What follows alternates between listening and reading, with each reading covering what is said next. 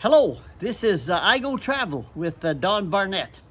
We've been on the highway here, Highway 97, into northern British Columbia and across the Yellowhead Highway, and we should make Prince Rupert on the coast tonight. But we'll have to stop at a place called Hazelton. It's all about early indigenous First Nation historic culture that is so unique to the people up in this part of the country. We're about 4 or 5 hours from Prince Rupert. Some people drive right by Hazelton, but they don't know what they're missing. At different places along the Yellowhead, we spotted some black bears once in a while, nibbling on the fresh green grass of the early spring. When you're on a trip, sometimes you gotta take the good with the bad. And usually a bit of rain is not such a good thing when you're on a trip. But did we run into rain every once in a while? And it poured down like cats and dogs. So finally I just pulled off the highway and pulled into a rest stop. We're sitting there a while and I hear this motorcycle fire up. Well, I look out the back window of my camper. The fella's got on his bike and heading out. Just like the Lone Ranger riding off into the sunset. But there ain't no sunset here. We are looking at the Bulkley River here, and we have to stop between Smithers and Hazelton at the Morristown Canyon. And we're looking at the beginning of the canyon here. Morristown is a small indigenous First Nations community, and you can see the narrow canyon here. The river really roars through this canyon. We used to stop here and eat a tasty fresh fish meal. The pullout is right along the highway. The Bulkley River further downstream joins the Skeena River on the way to the Pacific. Today the river is in full spring flood, and the people cannot fish in this popular spot. I took these pictures on a previous trip, and at a time when the river was not in full flood. The fisherman is right over the roaring water and the narrow canyon. Yeah, look there, he has a fish in his net. Today we will have fresh fish for supper. Well, we're back on the highway, moving westward toward Hazelton. Nice country. You feel like you're in the north, because you really are. We are at the Hazeltons and the joining of the Bulkley and Skeena Rivers. This is the Hagwilget Bridge that we're going over, and this area has been a long time historic crossing for indigenous people. And you can see down below there just how muddy the water is. It's quite a canyon down there. Very scenic place. You can see here that water is moving at a pretty good rate. This area around Hazelton can be a little confusing to the tourist. So let's just take a look at a map for a minute. The Bulkley River flows downhill toward the coast, and it joins a larger river, the Skeena River. We are coming up to the communities of the Hazeltons.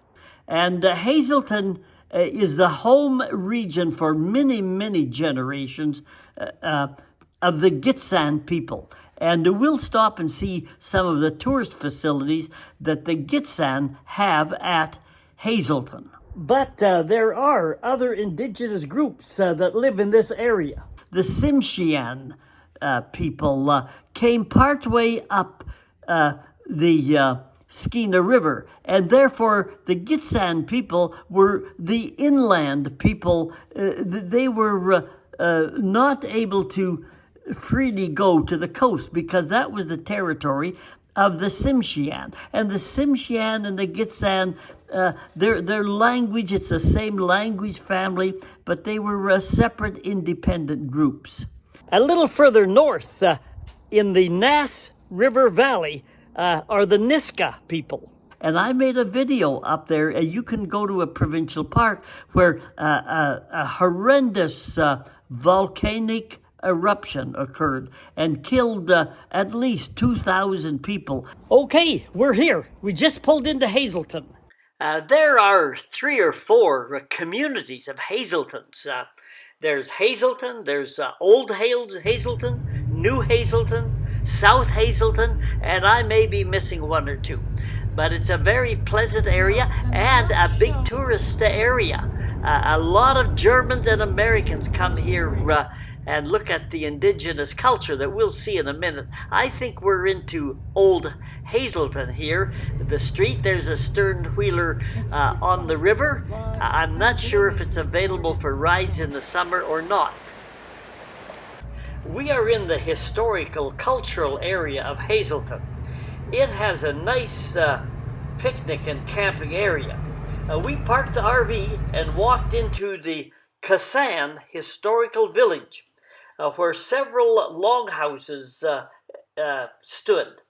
You can get a tour of the longhouses and see artifacts, totems, and the artwork of the Gitsen people before the arrival of European settlers. The Gitsen people here had 4 kinship lineages or clans. They were called the Fireweed House or clan, the Wolf House, the Frog House, and the Eagle House. Each clan had its own chiefs and territories for living and hunting, and each clan had its own oral history and family history. Let's just walk through the village. It was closed up because we were there early in the year. Sometimes you see old original totems like this on the ground, but most are standing.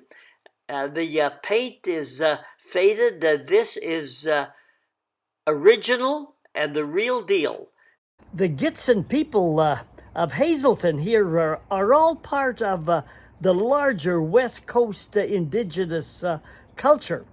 While each group is unique and distinct, there are common elements of this West Coast culture that's very interesting. I have been to quite a few communities along the coast and visited different communities and gone to different museums. And some of the pictures that you see in the next little while here are beyond Hazelton here. But Hazelton is also part of this larger, unique Pacific Coast indigenous culture. Each clan had its own inheritance rules and held rights to traditional names, songs, crests, and dances. Early culture of the West Coast northern indigenous people is characterized by things like totem poles, baskets, hats, canoes, masks, rattles, baby cradles, and fish drying racks. The early people traded and battled one another. The inland Gitsen had no access to the coast, so they traded with the Tsimshian downstream on the Skeena River. Early groups fought one another for territory and dominance, and captives became slaves. Nearby Gitwanik Hill, now a National Historic Site, was the location of major battles. Later, during the 1800s, people resisted traders and miners who invaded their lands. I just wanted to show you this beautiful traditional cultural dress. I believe these were Tlingit people to the north along the Alaska coast when I was there, but all part of the West Coast Pacific culture. We ran into some real high water spots between here and the coast. The water here is just under the highway bridge. The water is up to the railway bridge. Normally the tracks are 3 or 4 meters above the water, but it's full. I don't even know the name of this little creek because it's in full flood and it's early spring. And boy, the mountain gives up its snow pretty quickly when the hot weather comes late in the season. and we're in flood season on this trip. The name of that creek was Keensa Creek. We stayed at the nice little campground, but came by one day and there was a campground full sign on the post. So we just parked right under the sign and spent a couple of more days there. No one bothered us. Where would we go? It is just another nice thing about RVing in the north. This was one of those historic highway signs that was near Terrace, and Terrace is at the junction that goes to either Kitimat or Prince Rupert. We stopped for a coffee break along the highway just outside of Terrace. This was the Skeena River when we first came into Prince Rupert. Early spring and muddy, muddy water. But it was still beautiful country. This was the same river, but a week or so later, after it had cleared up considerably from the spring runoff. Terrace is a good-sized community, and we stopped at the mall, a nice mall, the Skeena Mall. Every community has a story to tell. The Tsimshian people's ancestors go back 8,000 years in this area. After the white people came, the Skeena River was filled with riverboats for a time. World War I, the Grand Trunk Pacific Railway was built, later to become the Canadian National Railway. The area became well known for its cedar poles, shipped far and wide for power lines and telephone lines. The area also became a source with its warm climate for fruits and vegetables that were marketed in the local area. World War II, it became a military base, and both Air Force and Army. Later, of course, you can't talk about any of these communities along the Yellowhead without talking about lumbering and the forestry industry.